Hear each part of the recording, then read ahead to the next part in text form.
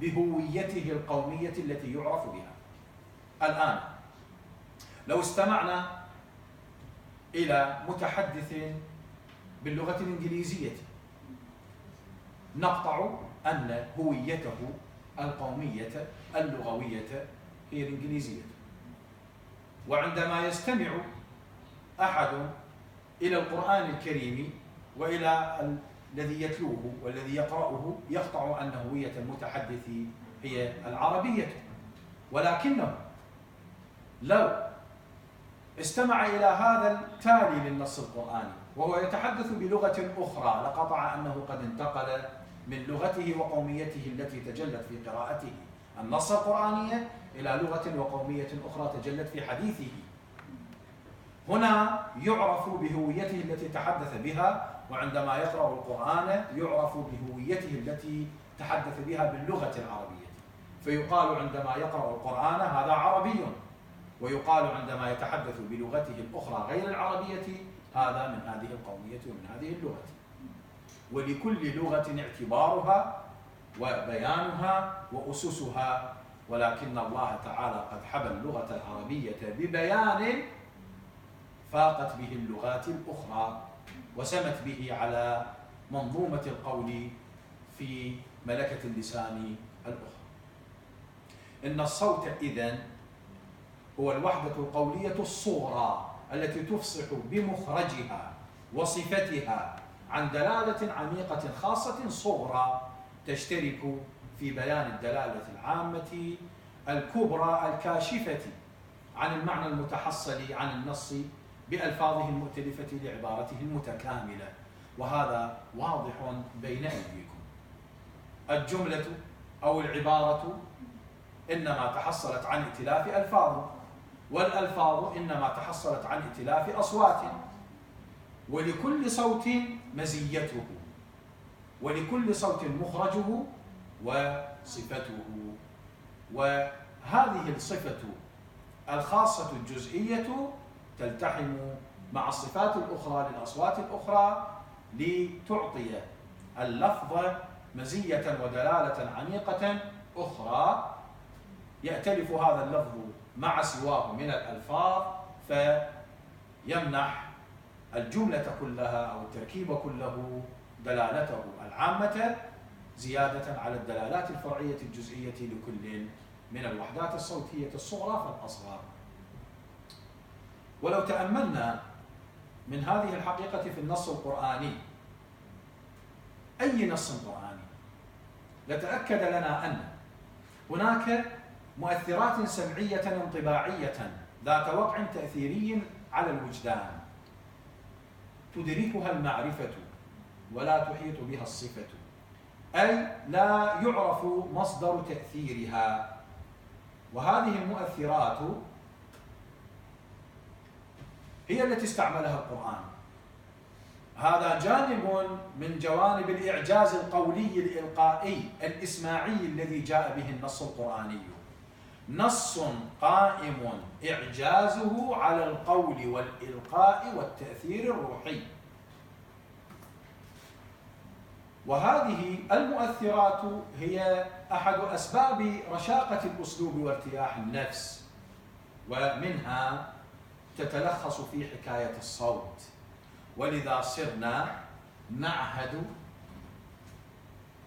في التوجيهات التربوية الروحية النفسية الإسلامية السامية أن الإنسان المسلم وسواه إذا ما مر بضيق في النفس وبألم نفسي فعليه أن يلجأ إلى القرآن الكريم، يتلوه، يقرأه، يتأمل فيه، عند ذاك تطيب نفسه، لأنه يكون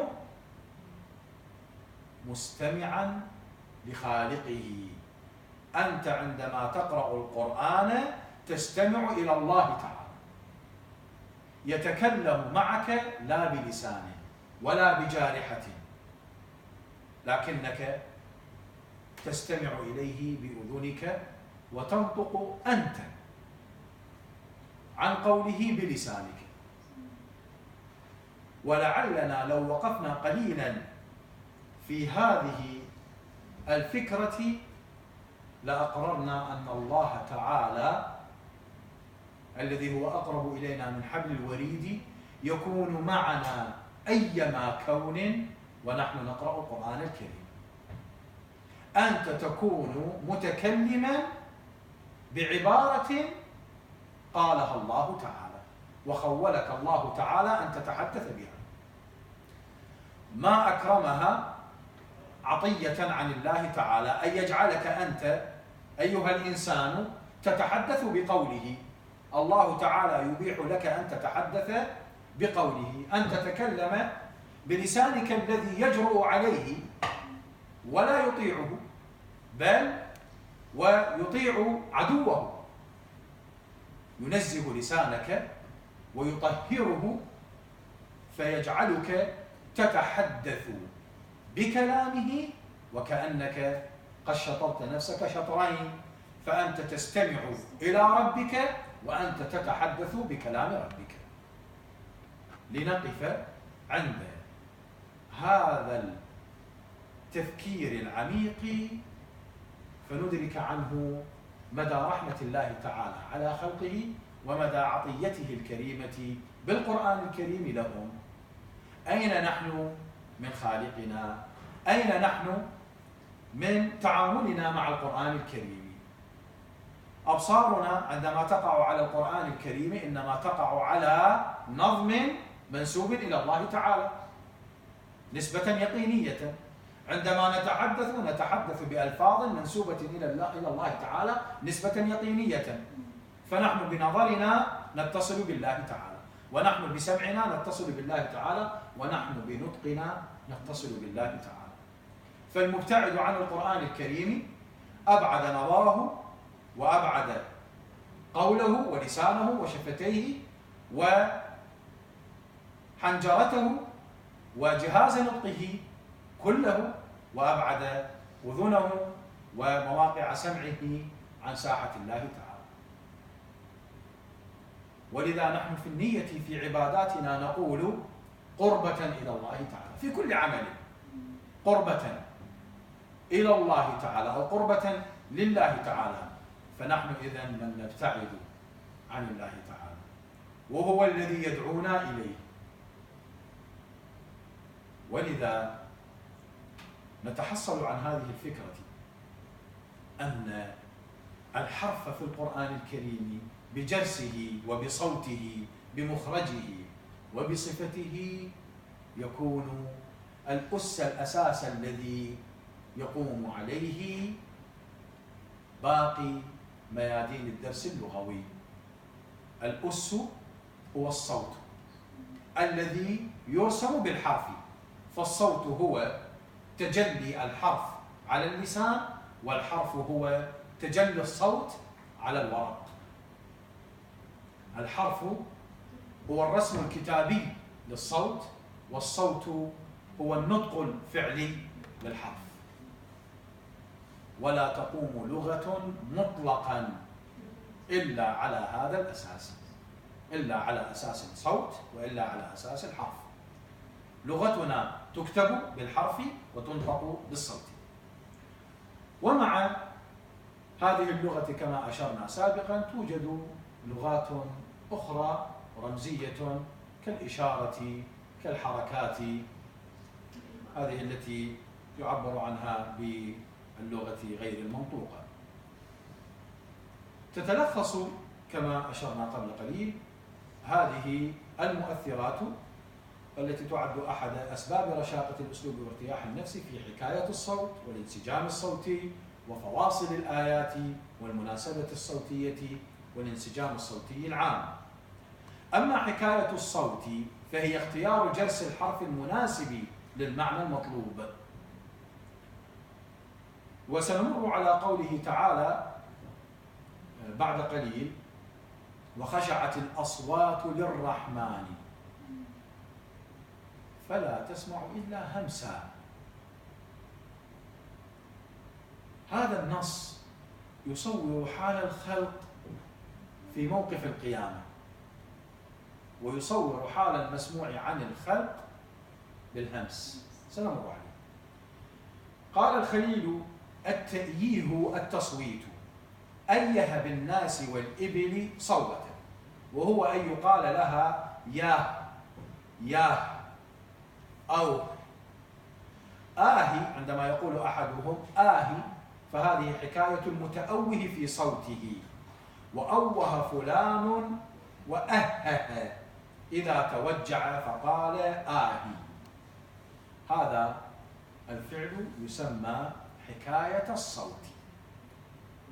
أو قال هاهي عند التوجع فأخرج نفسه بهذا الصوت لينفرج عنه ما به، وهذا يعد ملاصقا للحالة النفسية التي يكون عليها الإنسان وهو يطلق حكاية صوته. ونسمي نحن في طائفة من الألفاظ العربية اسم الصوت كما نسمي اسم الفعل. فعندما يقال غاق يلفت النظر إلى أن غرابا قد كان هنا وأصدر صوتا يعبر عنه بالحديث الإنسي بغاق،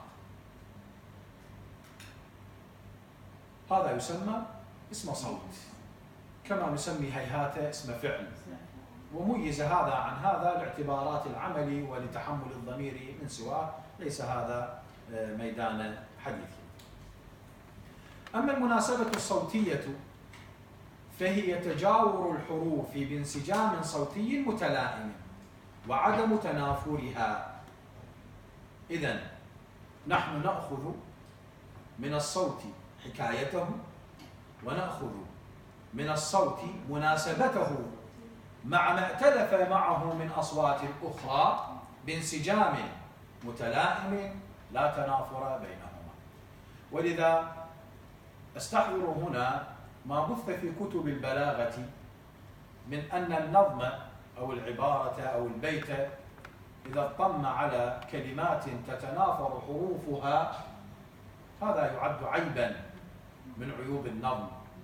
ويستشهد في كتب البلاغة لهذا الموضع بقول الشاعر: وقبر حرب بمكان قفر وليس قرب قبر حرب قبر.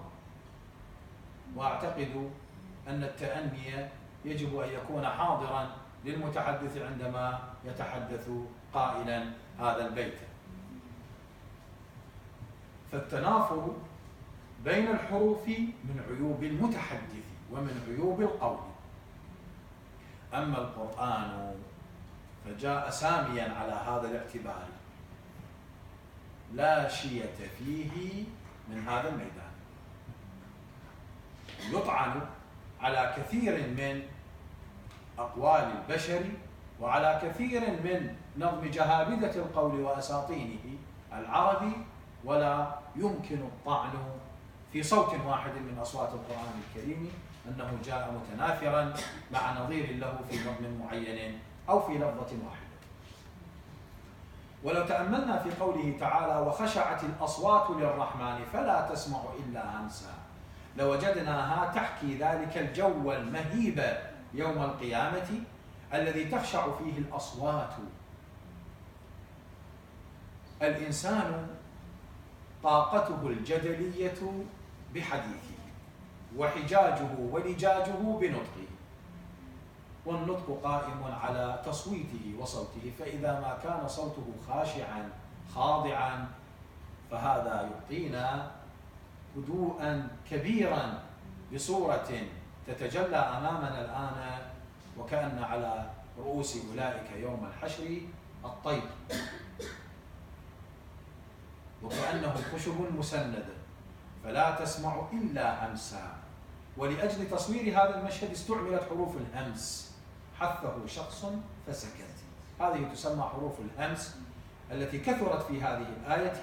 هي حروف خفية تكاد تتضح فهي لا تتضح. عندما نقول لا نسمع إلا هذا الصفير الهادئ، عندما نقول لا نسمع إلا هذا التفشي الهادئ، عندما نقول لا نسمع إلا هذا الترداد